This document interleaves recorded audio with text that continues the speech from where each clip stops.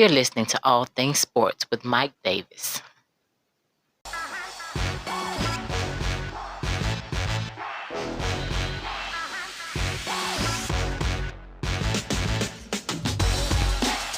Hey, what's going on, guys? Glad you can join me on another podcast of All Things Sports with Mike Davis. I thank you for including my podcast into your day. If you're listening on Spotify, please go ahead and follow the podcast. If you're on YouTube, please go ahead, follow the podcast. Subscribe, comment, like, all that good stuff. Go to the Facebook page to get in contact with the show for any comments or suggestions. I won't take up much more of your time. Let's get into it. All right, so this is more of a funny story that I wanted to talk about. It's a funny story, but not funny story because it involves, a homeless person. And that's never a funny thing. It's not something you want to see anybody dealing with. But unfortunately, that is life, and, it's just one of those sad things. But the story is a little funniness to it. So if you don't know, there's a homeless guy who was posing as a USC football player for many days, a couple days. The guy was eating meals. He was in the jacuzzi with some of the football players. And no one caught on to the guy until he tried to field punts. Oh, wow. It's funny because think back when you were a kid and you would play a game like throw 'em up, eat 'em up, whatever you call the game in your region of the country where you live. That's just where you throw the ball up and whoever catches it is the one that's going to end up being tackled by everybody. And it's easy to catch those. But when you have a guy that is good enough to play at the next level, which is, the professional level, or he's somewhere close to it, it's a little hard to feel those kind of punts, All right, so it's being reported that a homeless guy recently posed as a player on the USC Trojans, and he was busted several days later as he tried to field punts during practice. Now, the imposter actually shared a jacuzzi at the McKay Center with other football players. He also ate at the football dining facility without any issues, and he also slept for some time in the suites at the Coliseum. Now, he was already known to USC security because he was caught before at the soccer field at McAllister Field. Now, security, they're saying that they're not sure how he got to McKay Center so easily, and that he also shouldn't even have been on campus with the COVID-19 restrictions. Now, they're saying that they had previous issues with him at the soccer field, so they knew who he was, but he had never done something like this before. One of the biggest issues surrounding this that security is saying was that the imposter got access to the McKay Center, which requires a fingerprint identification.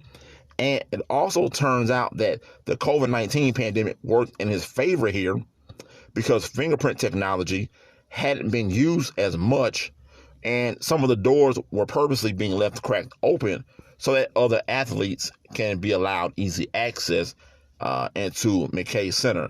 Now, the security is what they're saying is that if he hadn't tried to return punts at practice, he might still be out there because they might not have noticed him. And you got to remember, with college football, they have, what is it? It's, in the NFL, it's like a 53-man roster.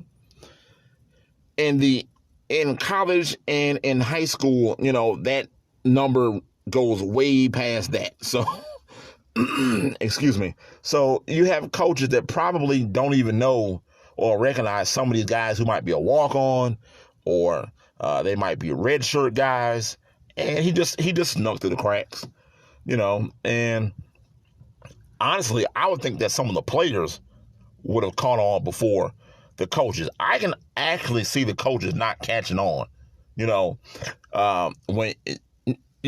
coaches don't work with everybody. You have your position coaches that work with only a certain group of players. So I can see him sneaking on, Now,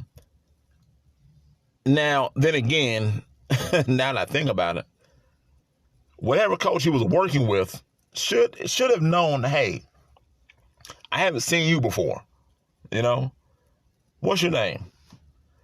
But but they found out when they sent him out there to field punts, and I'm pretty sure he failed miserably, because that's how you found out this guy is not a football player. It's funny, but it's a sad situation also, because the guy is homeless. So I hope that they actually help the guy, because apparently, like I said, security knows the guy. He's done this before. It's just never gone as far as it did this time, where he was pretending to be on the football team and he was one of the players. And the guy was living it up. He's hanging out in jacuzzis. Who's to say if he was dating one of the girls, in school, The guy was living the life. He went back and started a whole brand new life. Remember the guy in Dallas? The 25-year-old guy in Dallas? Remember he was arrested? I can't think of his name. I'm going to look it up right now.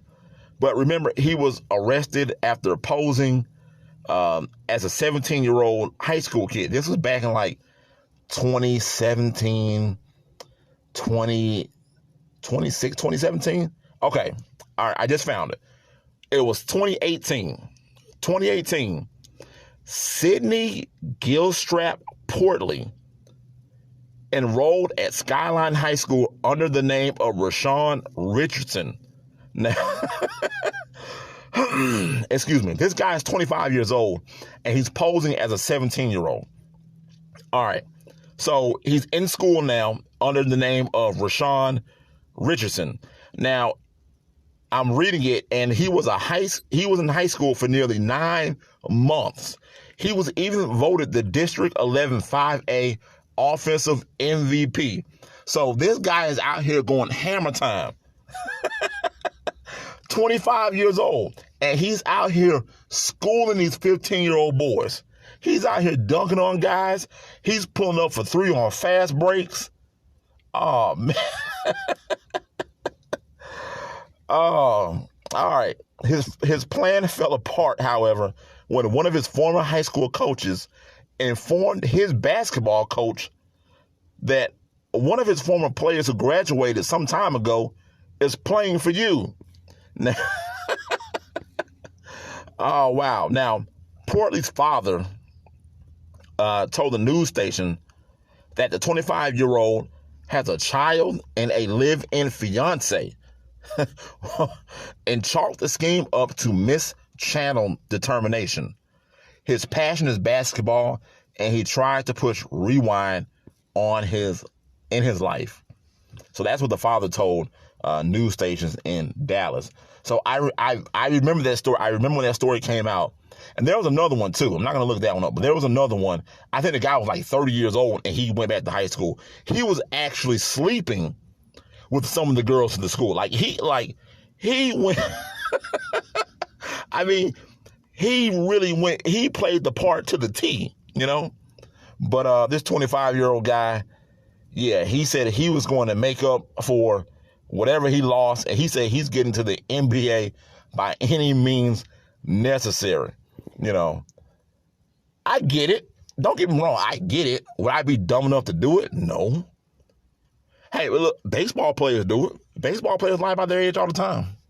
They're coming out of certain situations, and, they get up here in the U.S., over here in the U.S., and Major League Baseball, they don't know how old certain players are. Is it Miguel Tejada? Is that who lied about his age? There have been a number of guys who've lied about their age that played Major League Baseball. I'm trying to think. I think Miguel Tejada was one of those guys. I'm not sure. So don't quote me on that, but I think Tejada was one. Remember the movie Benchwarmers, where the guy the guy was a grown man, and he came up to the plate with $20 and handed a piece of paper, which is supposed to be a birth certificate, and he handed it to the ump and said, "I am 12," with a picture of himself. and the ump says, I'll allow it, something to that effect. And hey, you gotta do what you gotta do to make it in this life, Remember Danny Almonte, remember him? Little League baseball player. Remember I felt bad for him when it happened. Remember, his whole family just lied, and excuse me. He was labeled as a cheater in Little League baseball. I forget how old he was, but I think he was like 15, and he was playing against like 12 or 11-year-olds, something like that. Like, I think they said he was throwing like 70 miles an hour. I could be wrong. I haven't listened or watched that story and read about that story in a long time. But I remember Danny Almonte and the whole Little League baseball situation, and his dad. I believe they were saying his dad pushed the scheme forward. Remember, Danny Almonte didn't speak English, I believe.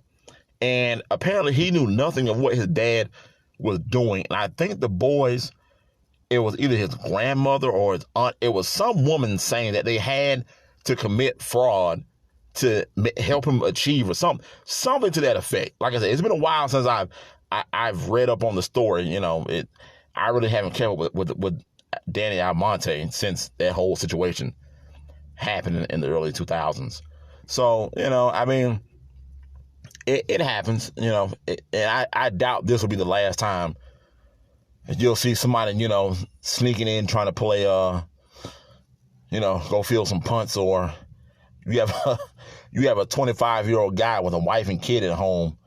He's hanging out at the high schools all day. Who was working in that house? Who was paying the bills? Because he was going to school. My man was living it up.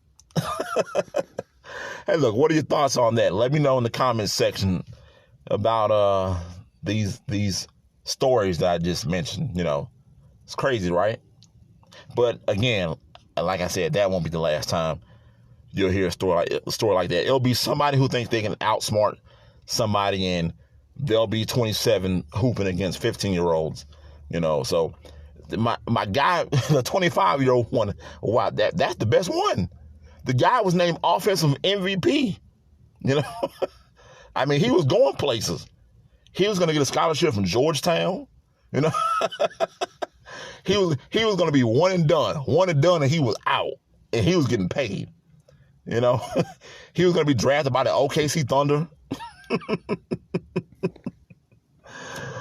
Oh wow, that is funny. All right, let me switch here. All right, this day in sports history, April 21st. All right, this day back in 2001, the NFL draft happened. Virginia Tech quarterback Michael Vick was the first pick by who?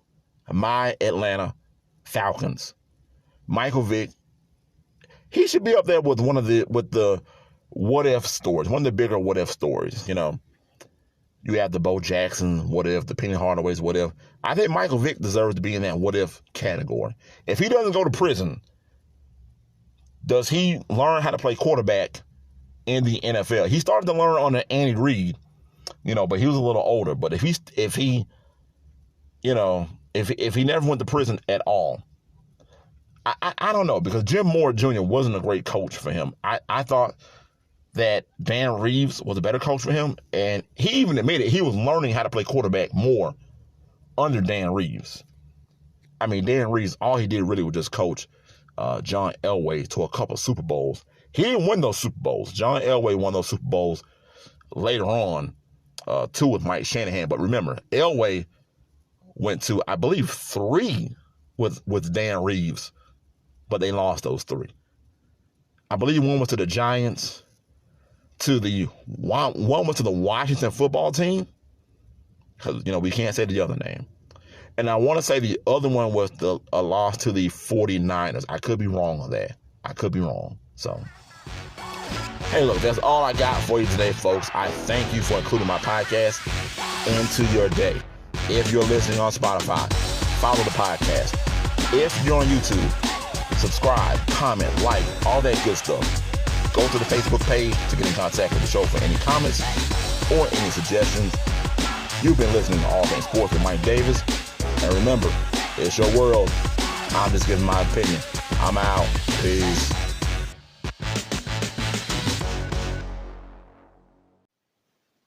You're listening to All Things Sports with Mike Davis.